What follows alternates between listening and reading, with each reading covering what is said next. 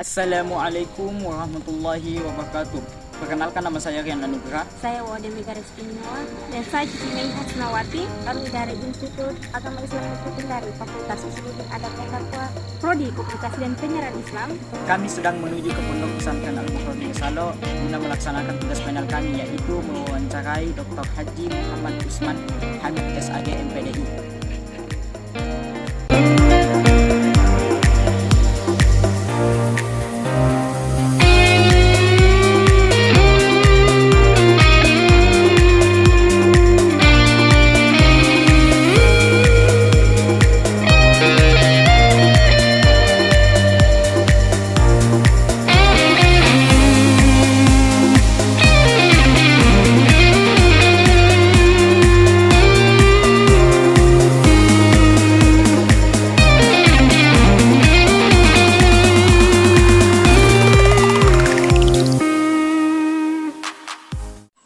Assalamualaikum warahmatullahi wabarakatuh. Kami dari Institut Agama Islam Negeri Kendari. Sekarang kami berada di Pondok Pesantren Al-Bukhari Salo bersama pimpinan Pondok Pesantren Al-Bukhari Salo, yaitu Dr. Haji Muhammad Usman Hamid SAG MPDI. Kedatangan kami sini ingin bertanya-tanya kepada Bapak. Selamat malam, Pak. Assalamualaikum, selamat malam. Assalamualaikum, Pak. Apa kabar, Bapak? Baik, alhamdulillah. Alhamdulillah. Kedatangan kami sini, Pak, ingin bertanya-tanya bagaimana siapa sih pendiri Pondok Pesantren Al-Bukhari Salo ini?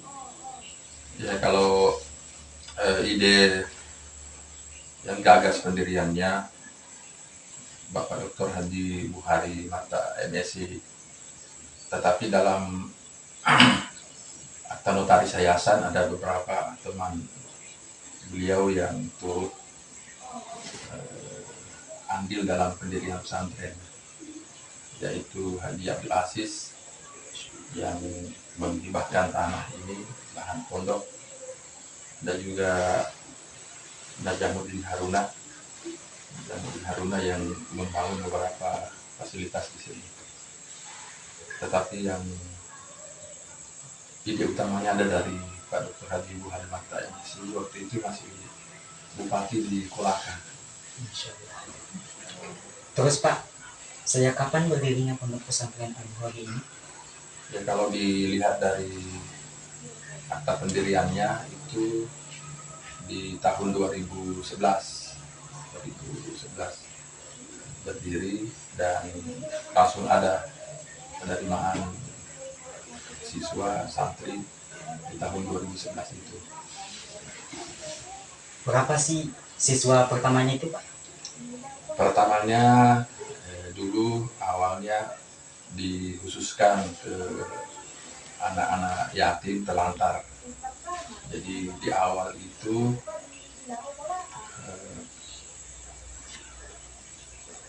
untuk madrasah aliyah itu hanya 6 siswa madrasah aliyahnya.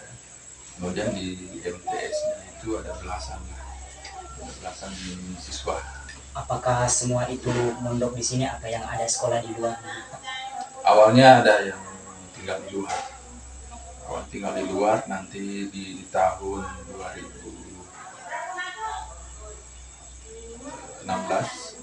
2016 itu diputuskan bahwa meskipun rumahnya dekat dari pondok, harus tinggal mondok semua. Kenapa bisa Bapak memutuskan untuk harus asrama, Pak? Itu permintaan pendiri Dr. Haji Bukhari Mata agar supaya lebih banyak lagi belajar agama, khususnya orang dari dekat di sini, dan itu diberikan beasiswa yang dekat, bebas biaya kalau dari yang dekat-dekat di sini, warga di sini, untuk mondok. Pertanyaan selanjutnya, Pak, pencapaian apa saja yang didapat di tahun ini? Kalau kita pendidikan itu selalu melihat dua, ya, kualitas sama kuantitas. Ya, jumlah santri itu dari segi kuantitasnya dan kualitasnya. Kalau dari segi kuantitas jumlah santri itu perkembangannya, ya alhamdulillah ini kan baru ya 11 tahun ya, 10 tahun lah, 10 tahun. Sekarang jumlah siswanya itu dari MI, dari ETK, MI, MTS, Aliyah itu 752. 752 itu yang baik. Kalau yang ada di pondok ini 405. Yang di pondok hanya ada juga yang belajar bahasa di Pahri 52 orang. Kemudian yang lainnya itu ada di beberapa tempat, ada di Kolaka, ya, tapi di sini 400-an. Itu dari segi kuantitas jumlahnya, dari selalu pertambahannya, peningkatannya setiap tahun selalu 2 kali lipat dari sebelumnya. Kalau dari segi kualitas, itu pernah dulu waktu masih ada ujian nasional terakhir itu di 2019 untuk MTS dan Aliyah itu se-Sulawesi Tenggara dia peringkat pertama, nilai ujian UMBN-nya peringkat pertama di Sulawesi Tenggara, dan di tingkat nasional untuk MTS peringkat ke-6, untuk Aliyah peringkat 9 nasional. Itu nilai ujian akhir ya, nilai ujian akhir. Kalau untuk ujian nasional, UN-nya, kan UMBN, waktu itu terakhir juga di 2019 untuk Aliyah, Madrasah Aliyah itu sudah tertinggi di Kolaka Timur ini dibanding dengan SMA. Kemudian siswa santri kita di sini prestasi di perlombaan juga selalu ada, perlombaan baik kabupaten, provinsi. Ini akan ada lagi ke tingkat nasional ini di akhir November, tingkat nasional pesantren tingkat nasional di Solo, itu ada dari sini akan ikut di sana. Terus Pak, alumni Al-Bukhari ini banyak yang melanjutkan di perguruan tinggi, misalnya di luar negeri begitu Pak, dan adakah yang menjadi polisi, tentara gitu? Iya, jadi tidak kita kondisikan alumni itu harus kemana, jadi kita hanya memfasilitasi, memberikan kemampuan untuk bisa eksis di berbagai bidang. Jadi ada yang kuliahnya memilihnya tetap Sulawesi Tenggara, ada juga yang di Pulau Jawa, ya, ada di Pulau Jawa, ada juga yang memilih ke luar negeri. Itu jadi itu pilihan-pilihan. Ya, ke luar negerinya ada yang ke Turki, ada yang tahun ini ada ke Turki, ada Malaysia, ada ke Mesir. Kalau ke Mesir ini insya Allah Desember 2 ini yang berangkat. Kalau ke Mesir. Kalau untuk tentara, ya rezekinya juga mungkin itu santri alumni tahun ini ada 2 itu yang lolos tentara baru tamat tahun ini, satu orang itu untuk jalur santri. Jalur santri itu jalur jalur masuk tentara. Sekarang ini yang menguntungkan alumni pesantren, karena di situ yang dilihat memang kualitasnya. Terus Pak, kegiatan santri di sini apa saja Pak sehari-hari? Kalau kegiatannya santri ya, hampir sama semua pesantren kan begitu. Ada kekhasan itu 1-2, ada kekhasannya. Santri kita itu di sini pelajaran pertamanya itu pembersihan jiwa, tazkiyatun nafsi. Nah, bentuknya itu salat tahajud. Jadi setiap malam diusahakan santri itu salat tahajud.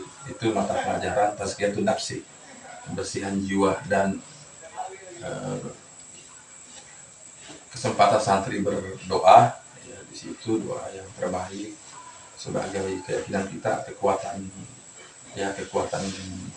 kita yang pertama itu kan pertolongan Allah. Habis itu lanjut salat subuh, terus setelah salat subuh ada belajar Al-Quran, halaqah Quran, ya, di situ belajar mengaji, setor hafalan. Setelah itu kembali untuk persiapan ke sekolah, sarapan, mandi, bersih-bersih, masuk sekolah jam 7.15 sampai batasnya azan zuhur, ya azan zuhur. Terus setelah zuhur istirahat, nanti sudah asar itu ada ekstrakurikuler, ada olahraga. Begitu ini jadi santri rutinitas seperti itu, tapi di sini karena areanya agak luas, jadi dengan kondisi begitu tidak terlalu jenuh lah santri ya, karena bisa refreshing kalau di sore hari. Terus Pak, apa sih harapan Bapak untuk pondok pesantren Al-Bukhari ini ke depannya Pak? Kalau saya secara pribadi, secara kuantitas, secara jumlah, saya ingin seperti Al-Amanah. Ya, Al-Amanah itu 1000 santri. Saya ingin juga yang mudah-mudahan bisa melihat, ya Allah karuniakan umur yang bisa melihat 1000 santri itu, semakin banyak anak-anak yang didirikan, peluang untuk dapat amal jariah juga semakin banyak. Kemudian yang kedua, harapan yang ini adalah yang itu tadi, karena sini kan kita berharap sekali munculnya anak-anak yang soleh-soleha. Ya begitu misinya pesantren itu kan, misinya ini adalah ya kita berharap mendoakan supaya santri dan ibu santri itu dia nanti jadi soleh-soleha. Itu dari segi kualitasnya, itu. Tapi kalau kualitas itu tadi, saya ingin lihat 1000 santri. Berat memang karena sekarang banyak pesantren. Kemudian Kolaka Timur ini jumlah penduduknya itu bukan kabupaten yang berpenduduk jumlah besar gitu. Jadi jumlah penduduknya tidak besar. Nah, biasanya kalau jumlah penduduk satu kabupaten besar begitu, peluangnya juga banyak yang mondok. Kalau di sini Koltim jumlah penduduknya hanya berapa, ya mungkin mencapai 100-an ribu. Terus Pak, di bulan Ramadan biasanya santri-santri dikeluarkan untuk imam atau ceramah begitu Pak, di masjid-masjid begitu, apa bagaimana? Iya, ada juga biasa pengurus masjid yang meminta jadi imam. Kemudian yang dekat-dekat khususnya ini jadwal ceramah itu yang di Kecamatan Laulai di sini. Yang lalu biasa juga Pemda Koltim juga bekerja sama dengan di sini untuk mengisi kegiatan Ramadan di masjid-masjid. Hanya ada pikiran nanti mudah-mudahan bisa mengutus Al-Bukhari ini ke pelosok, misalnya ke kecamatan yang terpencil di Ulu-Iwoi, di UWSI. Ya, mudah-mudahan bulan Ramadan itu bisa sampai nanti diutus ke sana. Karena itu mereka masyarakat butuh gitu yang membimbing agama, tapi tidak ada orangnya yang bisa mengajari mereka. Ya. Pertanyaan terakhir Pak, apakah Bapak bisa mengasih motivasi untuk anak-anak muda di zaman modern ini? Ya, kalau sekarang kan zaman serba muda loh.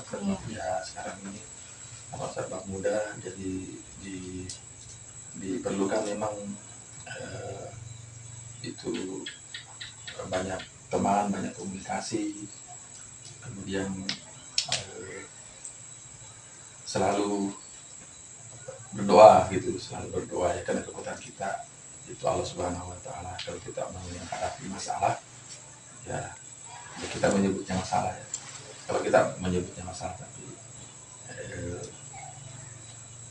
ya kalau kita ada masalah itu Allah tempat bergantung, Allahu Samad. Iya, tadinya saya kira kan mau menanyakan masalah-masalah yang di pondok gitu ya. Ya kalau masalah di pondok saya itu saya ya pengalamannya dulu melihat ini Pak, ya hampir tidak ada masalah saya rasa. Masya Ya, Allah. hampir tidak masalah kan yang kita hadapi ini kan paling masalahnya itu kalau misalnya pondok, paling masalahnya itu kita ingin membangun tidak ada uang gitu misalnya, itu yang begitu kan hal biasa sebenarnya dalam hidup. Ya dalam hidup kita ini ya selalu juga tidak ada uang, itu hal biasa. Yang kita khawatirkan itu kalau yang kita khawatir, yang saya khawatir itu kalau misalnya kita semakin jauh sama Allah gitu, semakin kita rasa banyak masalah tapi susah juga dekat sama Allah gitu. Nah, itu yang agak saya khawatir. Tapi selama misalnya ada kita hadapi masalah, kita berdoa, itu perasaan tenang itu. Jadi melihat pesantren ini dari mau mati sampai berkembang, itu kita tantangannya itu tentu banyak, tapi ya selalu kita bergantung sama Allah. Ya selalu bergantung sama Allah. Jadi ya paling itu ya bersama Allah itu, ya bersama Allah insya Allah kita luar biasa gitu kalau bersama Allah, amazing ya bersama Allah. Terus bersama Allah itu banyak hal yang ajaib gitu, banyak hal yang ajaib saya contohnya terakhir loh, saya alami tadi pagi di wawancara beberapa hari ini. Saya keponakan antar orang saya selalu pergi mau beli sendal, padahal ngantar orang tidak pernah sempat. Kenapa tadi pagi-pagi itu ada yang bawakan saya hadiah itu sandal. Iya, ada yang bawakan hadiah ya sandal seperti yang pernah saya ingin beli.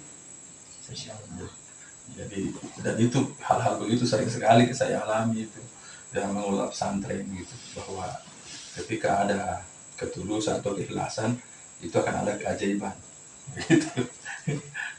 Makanya saya bilang sama itu luar biasa ini, Allah tahu betul kita punya kebutuhan. Karena beberapa hari saya ke Kolaka itu mau beli sendal, tidak pernah sempat karena banyak urusan ini. Ternyata ada yang bawakan, ada yang ngantarkan di sini. Saya tidak sangka-sangka itu yang ada yang bawakan itu anak kelas 7. Biasanya kan anak saya MTS ambil dia punya, kita punya sendal. Kalau ini dia bawakan sendal. Iya, sering malamnya gitu aja. Terima kasih Bapak atas waktunya yang Iya, telah sama-sama. kami berikan. Kami banyak terima kasih. Kami juga banyak mengambil ilmu dari sini Pak. Iya, Terima kasih banyak Pak. iya, sama-sama.